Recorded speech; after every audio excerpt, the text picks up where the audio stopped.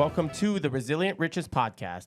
Today we have an unbelievable guest, rabbi, mentor, coach, anything that you can ask for comes in one package. Today we got Joe Apfelbaum, who has so many different facets of his life and so much that he's able to offer people. Joe, we want to hear about you. We know you're a staunch supporter of Israel and what's going on right now. We want to talk about that. And we want to know a little bit about how you have brought unity around the world. And that's something that you've been doing, and that's something that you're so proud of. My father and I are so honored to have you, and we love to speak to you. We've been following you for a long time, so I feel like we're talking to a celebrity.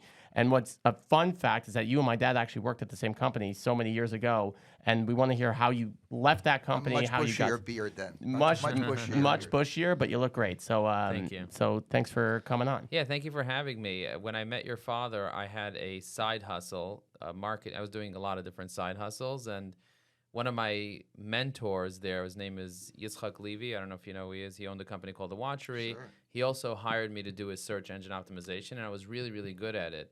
Eventually, the business took off so much so that I went over to him and I said, Yitzchak, what do I do? My other business is doing really, really well. And he said, Joe, I want you to be your own CEO. I was the CMO of the company at that point. And he said, I want you to be your own CEO. Go off on your own. And I built Ajax Union to be one of the fastest growing companies in the US. We were on the Inc. 500. And I was very fortunate to be able to do that. And what I see happening in the world right now is there's an organization that's trying to destroy the world. Not just Israel. They're like after everybody in the world. They're after our freedom. The only way that somebody can go out there and really build a company and build a life for themselves if they have the freedom to be able to choose, to be able to do things.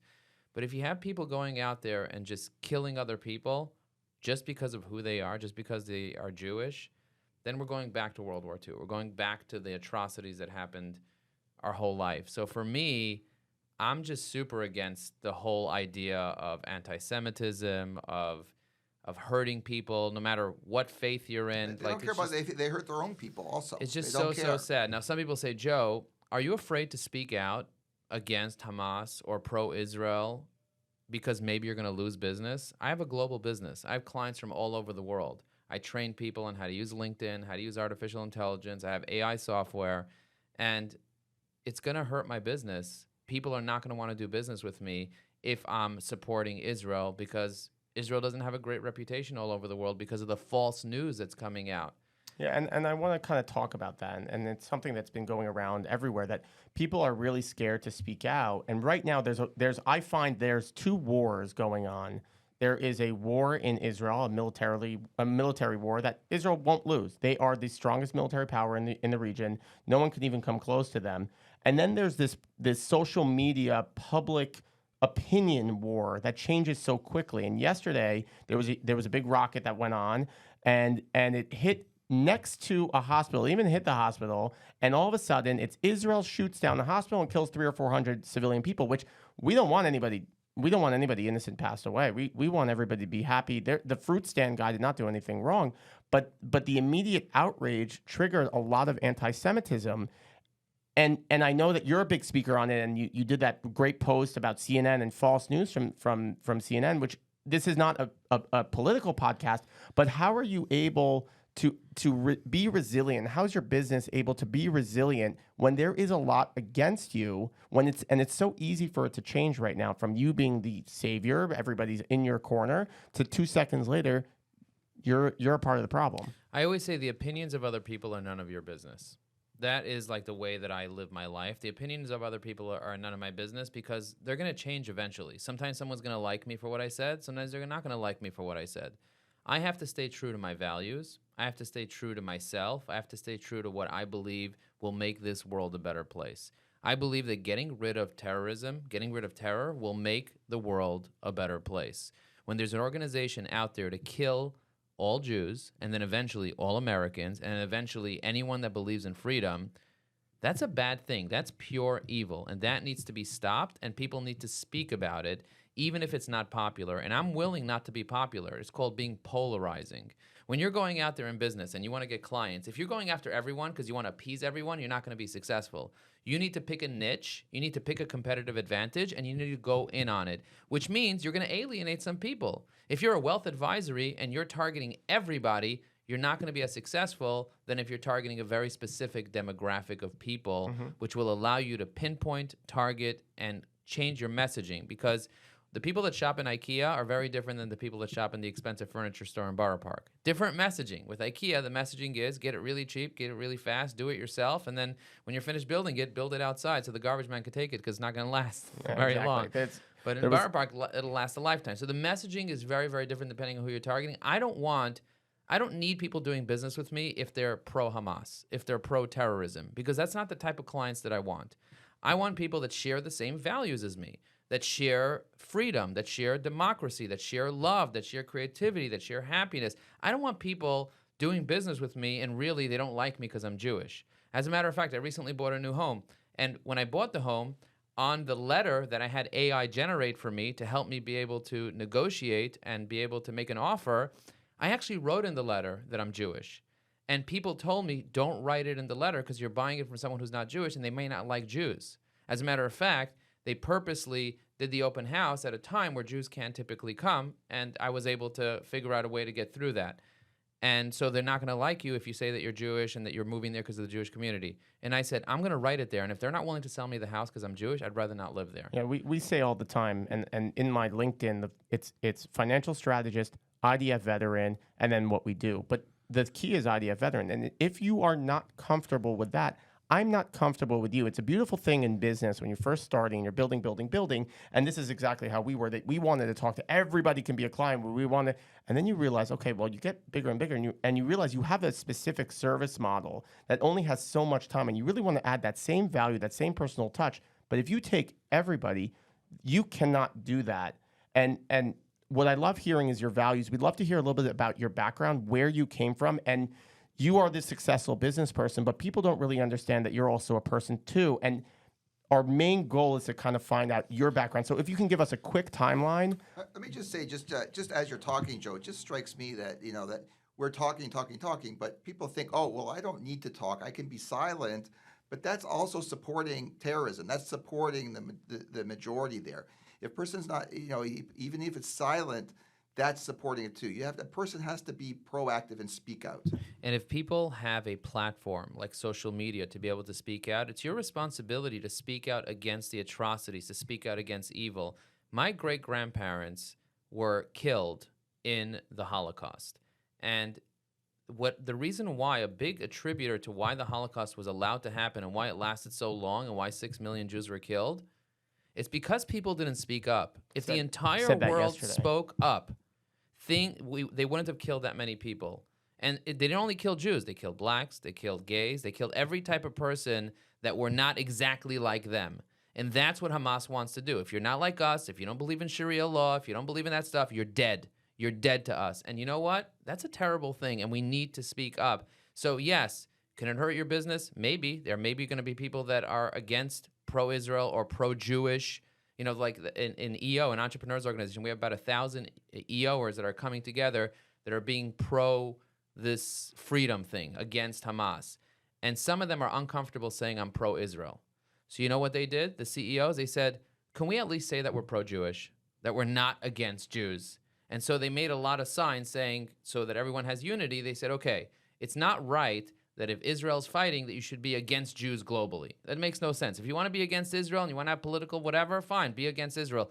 But don't be against the Jews because they're Jewish. That's anti-Semitism, and that's not right. And so the idea of like lumping Jews in Israel, I feel like I'm connected to Israel, like Jews and Israel are one, because that's the way people see me, and that's the way it's always been seen and always will be seen. But if somebody else wants to separate it, they could separate it if they want.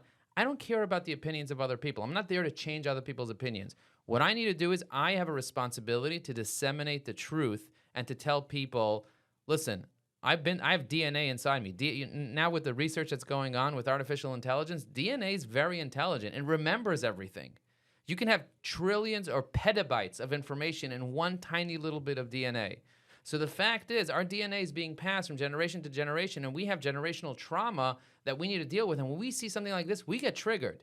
It's real. This is a real threat. I walk down the street, like you said, you gave me a bottle of mace, saying, dude, if you're going to walk around with a kippah, you need to have protection. And I check my back. I'm on the train. If I see someone threaten me, And I've been told a lot of terrible things because I walk around as a Jewish person. I went to a entrepreneurs organization conference. There were 1,000 CEOs in Greece. And I walked in, I ordered a kosher meal. I'm walking around with my yarmulke. Out of the 1,000 CEOs, I'm the only guy with a yarmulke in the room. 1,000 CEOs from everywhere, from Israel, from everywhere. I'm the only one with a yarmulke. And the guy came over to me. He's like, aren't you afraid of your life? I said, I am vigilant. And as a Jew, I am afraid. But wearing a yarmulke, don't wearing a yarmulke, they're still going to come after you. The Germans didn't kill Jews because they wore a yarmulke, because they were religion. Religion has nothing to do with it. It has to do with your DNA and who you are. A Jew is a Jew. No matter how religious or unreligious you are, they killed people because they were Jewish, not because they were religious. Yeah, it's a very deep concept, and you said vigilant, and I really like that. Can you tell us your background? Are you about tshuva? I know obviously you came from Holocaust survivors. There was a moment in your life that we see in all people's lives was a defining moment. It was a point that you went, I will not be my past. I'm stopping it here, and I'm going to be something that I wasn't. And it was a moment in your life that changed you and allowed you to become the success you are, and allowed you to be standing in front of everybody saying, don't. Aren't you scared? Aren't you nervous? Aren't you worried? Yeah, so for me, I grew up watching my parents in the Lower East Side struggle in their store. So I saw them trying to make money and not being able to do it. They had a women's clothing store in the Lower East Side on Orchard Street. And it really hurt me a lot watching them try to make a parnassa, try to make a living, and not be able to make a livelihood, like always barely making it, always just like barely paying the bills, not being able to afford the tuition, always trying to get help, always borrowing money. And I said, you know what? I don't want to live like that. When I get married, I want to buy a house right away. I want to pay full tuition for my kids. I want to be able to buy a country home. I want to be able to lease the latest car. I want to be able to give charity to people and help other people. And so as soon as I got married, I was obsessed with buying a house. Within 2 years, I bought a brownstone in Crown Heights. Right away, I said, I'm going to start looking into opportunities to learn and to teach and to grow. So I started signing up to courses. I remember I walked over to my mother when I was 17, and I said, Ma, I'm really, really sad. You sent me to yeshiva to go become a rabbi, and I don't want to be a rabbi. I became a rabbi, but I don't want to be a rabbi. I want to make money. And you don't have money to send me to college. I never learned any formal education. I was in tears. I was really sad. I said, I don't want to be stuck without money. And she said, get in the car. We got into a station wagon. We had an old used station. I don't know if you guys remember station wagons. We got an old used station wagon in Borough Park. I grew up in Borough Park. I went with the station wagon. Went with the station wagon to the Brooklyn Public Library. She said, go in there. She said, formal education will make you a living. She said, but self-education will make you a fortune. And so get the books, teach yourself. You're really, really smart. You can do it. And because she believed in me, I bought books on SEO, on web design, on computers, and I taught myself everything that I know. And because of that knowledge and the experience of working at companies like Alliance Time, like The Watchery, becoming their CMO, I was able to build my own business. And of course, I had great partners and mentors, and I took great courses. And I'm never stopping to learn. And so I see your defining moment as a point where you had an opportunity. Your mom, it sounds like your mom really was the most impactful part of this, they gave you an opportunity to say, you do not have to follow the trajectory that we have done. This is what we need to do because we're in it, but your stars can change. I felt guilty, to tell you the truth. I felt guilty not wanting to be a rabbi because everybody around me was like, go on shlichus, go do this stuff. And I was like, the only thing I really care about is business. The only thing I really care about, I care about being Jewish, of course, but I care about building a business and helping other people. I joined the board of the Crown Heights Young Entrepreneurs, and people say, why do you volunteer? Why are you the #1 mentor? Why are you always getting up to speak at Deloitte and everywhere else? Why are you helping people with parnassa, with entrepreneurship, with making money, with finding jobs? I'm passionate about that. That's what triggers me. That's what makes me excited. I'm not passionate about most things. I'm passionate about entrepreneurship. I'm passionate about personal development. I'm passionate about making a difference. I believe that the secret to living is giving. And sharing with other people the truth, that's a form of giving. Letting people know that, hey, they're actually doing a good job. They're actually trying to save the world. Israel's the first line of defense against terror for the whole world. If you're not opening up your mouth and protecting that first line of defense, they're coming after everybody, no matter what gender you are. They're coming after everybody. And that is, I believe, not a political message. This is a life or death message that I believe that is so important to share, and that's why I share it. I don't think everybody needs to share. I think some people are going to be shy. Some people are going to be scared. There's some people going to be in their trauma. Some people are just frozen. A lot of people are just like not even sure what to do. But if you have a platform and you have the ability to share, I believe for me, I have a responsibility to share. And if that touches you in some way, start sharing your truth. Whatever your truth is, share your truth. And one point that I've been making a lot is that Hamas and terrorism has a very long trajectory of what they're going to be pumping out. They are prepared for a long-scale social media, public opinion war. And there was huge advocacy at the beginning, pro-Israel, I'm with the Jews, I'm with this. Beautiful unity. But the main thing that I've been calling is people need to be prepared for a long period of time, which is what we're doing right now with this podcast, is we're preparing for a long period of time to show people who we are and what we do and why we're good. And our whole culture, as from my father, from myself, is we love to give. So under the chuppah, when I got married, I said to my wife, I said something that my client taught me, one of my best and biggest and closest friends now had taught me. And he said, may you always be on the right side of the giving train. And I said that to my wife when I went to pick her up. I said, may we always be on the right side of the giving train. And it's a very deep concept. And it's something that my father's always taught us, that we constantly give. And if you give unconditionally, you do not fear ever. 100%. And that's how we're standing up. And that's really the values that we've been taught. So one quick thing before, I know you got to run. Let me just interject 1 second. So just as a comment to what Yair was saying, I have a non-Jewish friend that I shared him with some of the videos right at the beginning. Horrible, it's terrible. I said to him, let's see how long it lasts. Let's see what they say next week or in 2 weeks. Let's see. He says, what do you mean? It's horrible. Let's see. Yeah. All right, so we're going to do a quick game. We want you to, we showed you a little bit about what we were doing because we want to make sure we're time efficient. You got 52 values, and we want to show how your values relate, number one, to money and relates to everything you're doing. Take of the 52 values, give us your top 5 values that you have. Okay, so here are my top 5 values that I have. It's work, play, helping others, creativity, and family.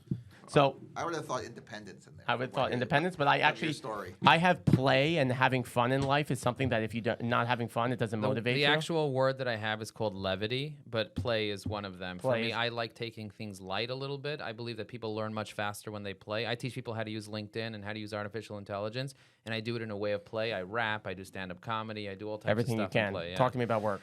I believe that if people aren't willing to do the work, they're never going to get lucky. Some people, my mother tried to get lucky for a long time, but she also worked really, really hard. Unfortunately for her, she didn't use the right strategy. I believe the right strategy will save you a decade, but you have to put in the work. Done. Helping others. The secret to living is giving. If you're not helping others, why are you even in business? You're not going to feel fulfilled if you don't help other people. Creativity.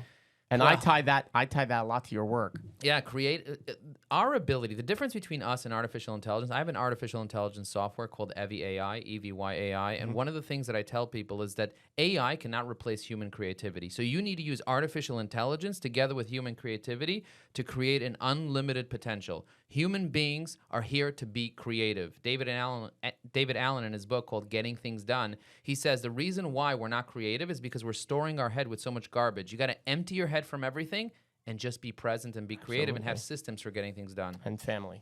And families, I have 5 children, beautiful, beautiful family. I love my parents. I have 6 siblings. So I think that family is everything, but not just the family that you have, the family that you choose. Friendships, the people at work, my clients. I believe that they're all kind of like part of the family, the Jewish nation, the people that I meet. I went to go speak about AI at a conference in Orlando just now, and a woman came over to me and she says, you know, Joe, I'm Jewish.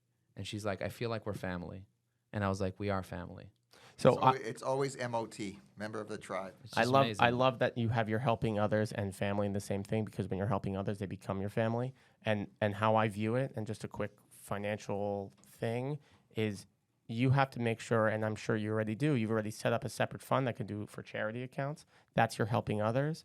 Family, you're making sure that if God forbid something were to happen to you, you're protected. You're making sure that your kids are set up for their lives, but not spoiling them at the same time. Work, you've built some assets that you can also sell, which is something that you really, I'm sure you do. And I don't know, I'm just Yes. guessing, but I'm But it also ties together because I'm sure you're Correct. giving your value of work to your family. 100%. Correct. So your They kids, watch your my kids work ethic. understand. Yeah, And- they and- watch. When I- I was growing up with Yair and all the other, I have 6 kids. They all knew they had to get a part-time Amazing. job. If Absolutely. I'm not giving them any extra money. and we didn't have it, but wouldn't do it. And the last 2, creativity that I'm sure you're talking to your kids all the time about what are your ideas, what do you think about this, and that's 100%. probably half the conversation of them. 90% of the conversations, them talking and 100%. play. You got to live life and you got to have fun and we got to be just happy and enjoying. So thank you so much for coming. Thank you Where for can having people me. reach out to you? You could find me at joelinkedin.com, Joe LinkedIn.com, and you can have all my information there. Thank you so much for coming, Thanks and thanks for- for everything you're doing for all humanity. see you again after and, all these and, years. And our thing is be human, and that's really what we're trying to human. employ. Be human, everybody. Thanks so much for coming. Bye, everyone.